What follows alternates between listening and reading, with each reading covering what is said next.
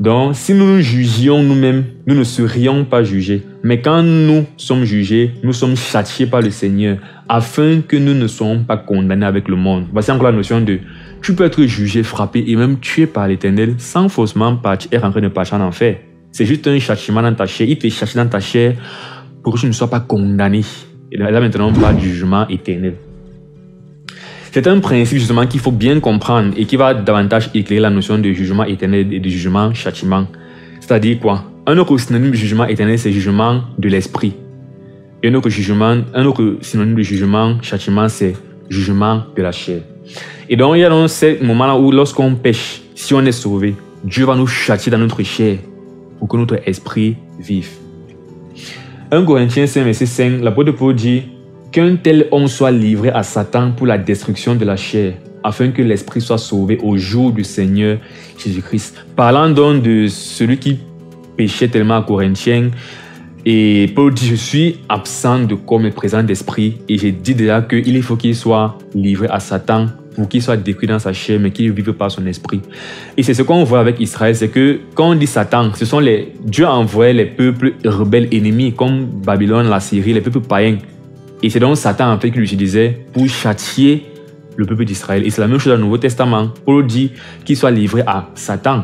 Et tu vas donc voir, quand il aura les ulcères, les maladies, les infirmités, c'est Satan en fait qui vient le frapper dans sa chair. Pourquoi? Pour que dans sa chair, puis il souffre en fait pour avoir péché contre l'Éternel, mais que son esprit soit sauvé. Donc je redis encore ça, parce que souvent vraiment, il y a les versets comme ça que les gens lisent, mais ils sautent ça. Qu'un tel homme soit livré à Satan pour la destruction de la chair, afin que l'esprit soit sauvé au jour du Seigneur Jésus.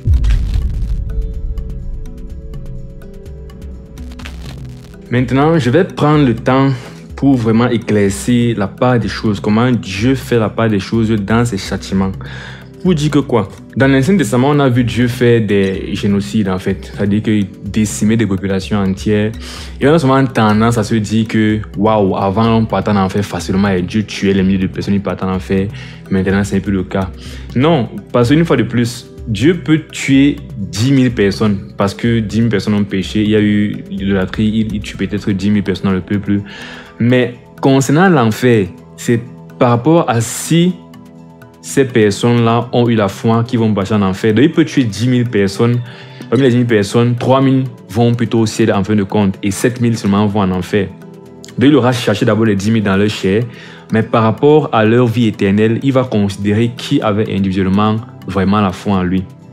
Donc pour illustrer ça, le fait que Dieu fait la part des choses, on va lire le récit du déluge où Dieu avait décimé en fait toute la population du monde entier. Il a seulement laissé Noé et sa famille. Genèse 6, 5 à 8 dit, l'Éternel vit que la méchanceté des hommes était grande sur la terre et que toutes les pensées de leur cœur se portaient chaque jour uniquement vers le mal. Donc tous les hommes étaient un peu comme de nos jours, c'est-à-dire les pensées de leur cœur se portent de plus en plus vers le mal. Parenthèse, Jésus a dit que il en sera à l'avènement du Fils de l'homme, donc à son retour, ce sera pareil qu'au temps de Lot et qu'au temps de Sodome. Donc il y aura le péché accru sur la terre, les hommes auront le péché dans leur cœur, le mal sera abondant sur la terre, Dieu sera fatigué des hommes. Et quand Jésus va revenir, on va être enlevé et subitement, destruction seulement qui va suivre. Fermez la parenthèse. Donc, l'Éternel vit que la méchanceté des hommes était grande sur la terre et que toutes les pensées de leur cœur se portaient chaque jour uniquement vers le mal. L'Éternel se repentit d'avoir fait l'homme sur la terre et il fut affligé en son cœur. Et l'Éternel dit, j'exterminerai de la face de la terre l'homme que j'ai créé, depuis l'homme jusqu'au bétail, aux reptiles et aux oiseaux du ciel, car je me répands de les avoir faits. Donc l'Éternel voit comment les hommes sont de plus en plus pécheurs, les cœurs sont de plus en plus mal intentionnés. On prend un pays comme le Cameroun, la corruption c'est dans le sang déjà. Tu me fais le mal et te rends le mal. Les mauvaises intentions, la cupidité, faire les choses par intérêt, tout ça, c'est ça qui est dans le cœur des gens. Quand l'Éternel voyait ça dans le cœur des gens au temps de l'autre, et quand il voit ça dans notre cœur de nos jours, il a tellement mal. Et le temps, il s'était carrément repenti d'avoir créé l'homme, pour comprendre à quel point le péché afflige Dieu.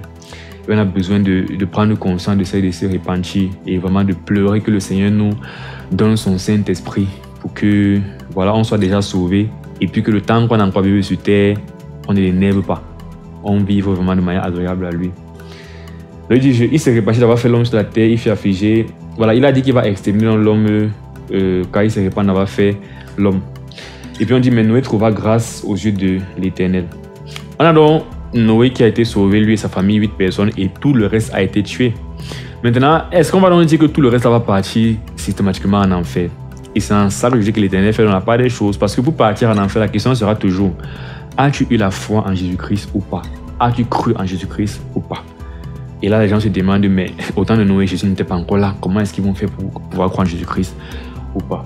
L'apôtre Pierre nous révèle dans 1 Pierre 3, 18 à 20 que Christ aussi, Jésus-Christ, a souffert une fois pour les péchés, lui juste pour les injustes, afin de nous amener à Dieu, ayant été mis à mort quant à la chair, mais ayant été rendu vivant quant à l'esprit. Encore ce même principe de souffrir dans la chair, mais vivre par l'esprit.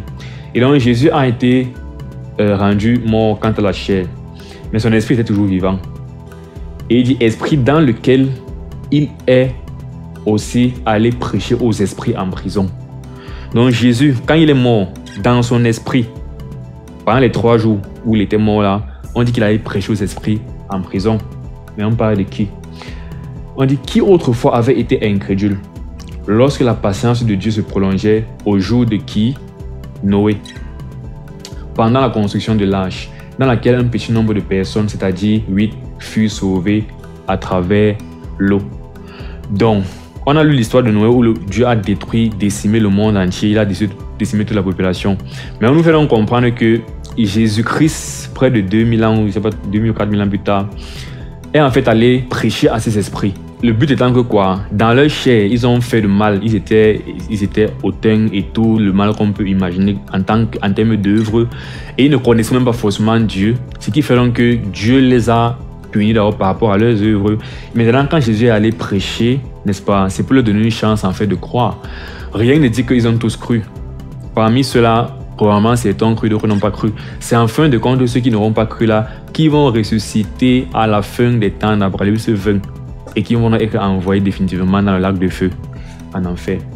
Mais ceux qui ont cru ont la vie éternelle. Et puis 1 Pierre 4, dans le même livre, Pierre explique encore, parle encore de la même notion de prédication aux morts. Il dit, c'est assez en effet d'avoir dans le temps passé accompli la volonté des païens, en marchant dans la dissolution, les convoitises, l'ivrognerie, les excès du manger, du bois et les idolâtres criminels.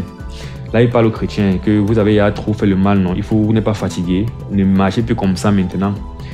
Et puis il dit aussi, trouve-t-il étrange que vous ne vous précipitiez pas avec eux dans le même débordement de débauche et ils vous calomnient. Donc ceux qui nous ont convertis, en fait, quand ils voient les chrétiens vouloir changer de vie, ils se moquent un peu d'eux, ils les dérangent, quoi.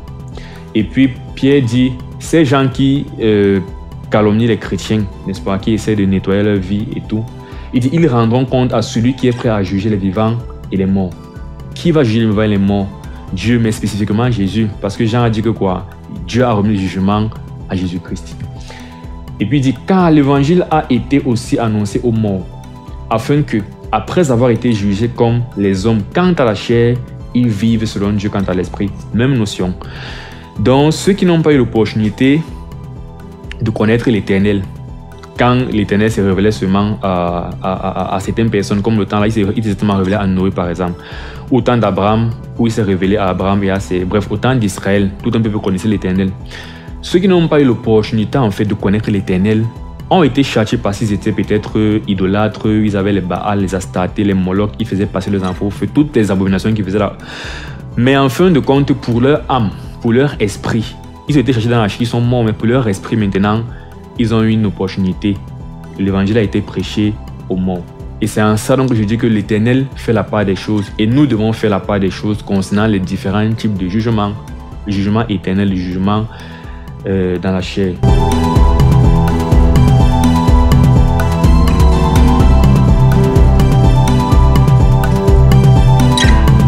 Salut, ça va bien j'espère. Moi je vais super bien par la grâce de Dieu. Bienvenue dans cette parole d'exhortation numéro 18 intitulée « Le jugement dans la Bible ».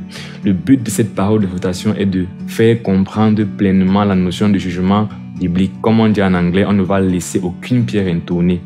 On va donc répondre aux questions du genre « Qu'est-ce que le jugement déjà ? Qui a le droit de juger ? Est-ce uniquement Dieu ? Est-ce que nous les hommes, on doit se juger entre nous ?